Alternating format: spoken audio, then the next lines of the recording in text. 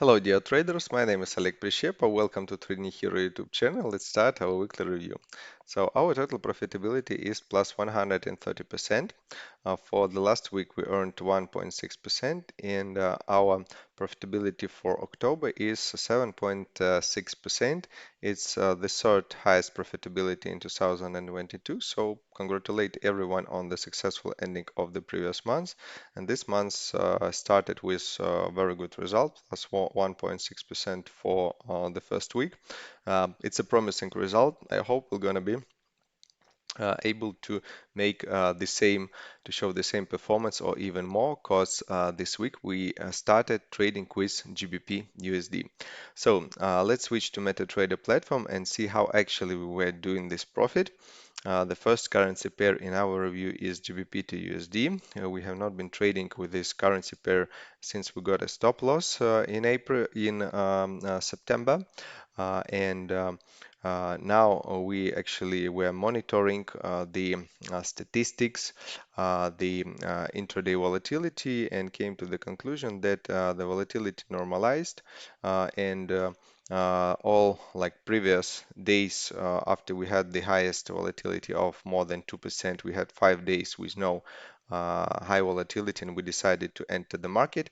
And actually, we came right after the Bank of England made a decision on his interest rate. They actually increased the interest rate up to 3%, and we decided that it's a good point to enter. But on Thursday, we saw another wave of decline, and actually it was a good point to enter, because like we started like averaging our deal with quite a huge step, and actually made good profit from it, and for more than 2,500 pips of the moment with no correction, we opened only 4 trades. So in this case, algorithm worked good. We filtered all of the big candles and managed to make some profit. Then, as you can see, on Thursday, we bought once again, made some profit, and on the reversal movement, after the candle of more than 1,000 pips, we started selling and average our selling position. You can see it was closed in different time zones. That's why it shows us two separate trades, but both of these trades, they were um, opened according to like the same strategy. We made some small profit.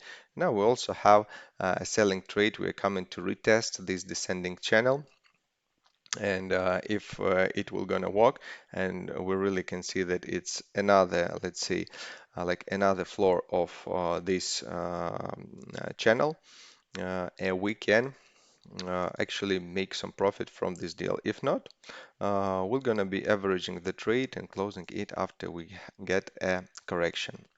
From a global point of view, GBP USD, as you can see, it became more calm.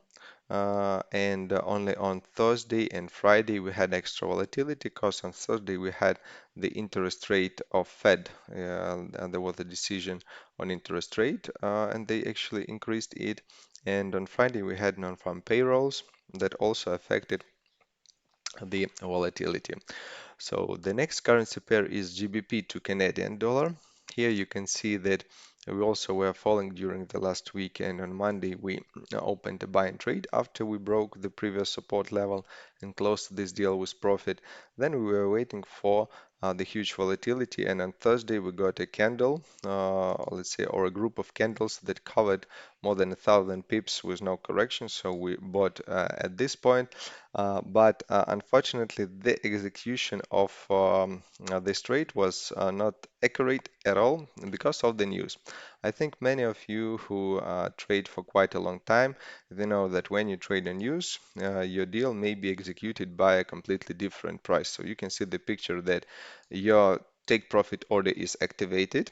It means that broker executes or starts executing this trade when take profit is triggered. But to execute this trade, he must find somebody. In this case, we speak about a buyer, because we were like selling our like previous like purchase. So find somebody who would like to buy at this price. And obviously that when we have news, our order is put into a global queue, and we don't know when it will be executed, with like the first, let's say, like 100 or 1,000 of trades, or maybe it will be executed after them. So like in this case, we actually were closed with a very very bad price. Thanks God that we didn't have 5 or 6 trades, because if there would be a big position, we could get into much loss. So this is the thing that you all must consider when you are trading on a real market. Like on the demo account, everything may look fine, that you're closing the trade, like, but uh, in real situation, you can get into this kind of trouble. So, but it's okay. It's life. It's real market. We are prepared for it. So we got this deal closed with loss, but then we waited and got another candle for like more than 1,300 pips, and we bought again. And actually, then we were averaging this trade during Thursday night and Friday, and then we came out with a profit. So with GBP to Canadian dollar, everything seems to be fine. We can see that globally we are in a correction of a local uptrend. So let's see how it goes the next week. If we're gonna break the previous low, obviously we'll be buying. If we'll grow up a little bit and retest the previous highs, we'll be looking for a selling position. The next currency pair is Australian to New Zealand dollar. Actually, I'm really satisfied with this currency pair. Of course, it doesn't grow or fall too fast, because like it's a calm cross rate, because Australia and New Zealand, I think you know that like these countries are connected like geographically, and they are traded in different time zone. And like actually I like this cross rate because like it's like usually it's calm, and we don't have some like extra movements, and especially we're not influenced with non-farm payrolls, with the like increasement of interest rates of big countries, because like there is no dollar in this pair. So the last week brought us almost $21 on my account. So we had a bunch of 3 trades that were like closed on Friday. No open trades so far. We continue our decline after the price tried to retest the historical highs from 2015. If you remember, we were discussing it for like I think several weeks, so that if we have a good corridor and business feels okay here, it doesn't make sense to like break it and go upwards, because it may be not like profitable for both of sides. And we actually had the situation with 7 growing months in a row, and obviously that we were expecting for the correction, and we got it. So now we are like falling like for the second month. So let's see how it goes. We have no open trades, so any movement will be favorable for us. Like if the volatility will be okay. Uh, so let's wait for the market to break the previous highs or lows, and we're gonna be trading. The fourth currency pair in our analysis is NZD to Canadian dollar. Here you can see that we are in a good uptrend. Actually, we can even like draw an upsending channel, and you can see that mostly we are selling, because usually we work against the impulses, and in this case we have like more selling trades than the buying ones. The last week was actually very interesting, because maybe we came to the local top, like according to this candle pattern. We had no trades at the beginning of the week, but on Tuesday we broke the previous resistance level. I think you can see we were trying to retest it for 3 times in a row, and on Tuesday we finally succeeded with it. So we started selling against this movement, and then we were averaging the trades, closed them with profit, and even bought with one of the algorithms on Thursday and already closed this deal with profit. So let's see how it goes the next week. If we'll break the previous lows and come closer to the trend line, we'll be buying. If we'll see the like attempts to retest the previous highs, we're gonna be selling.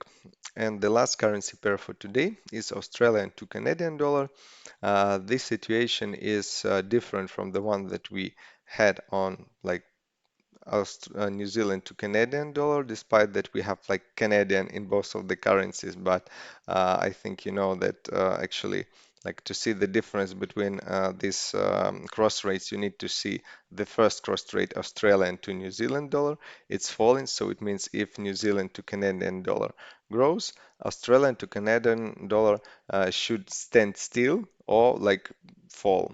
So in this case, we had the first week when the price was consolidating after the previous impulse. And actually, it was a good opportunity for us to close the deals we had open from the last week, from the previous week. On Tuesday, we closed the first bunch of trades. On Thursday, on this like high impulse on news, we closed the second bunch, and then we started like to like trade like according to like have a strategy. We're retesting the local support level. We bought over here with one of the algorithms.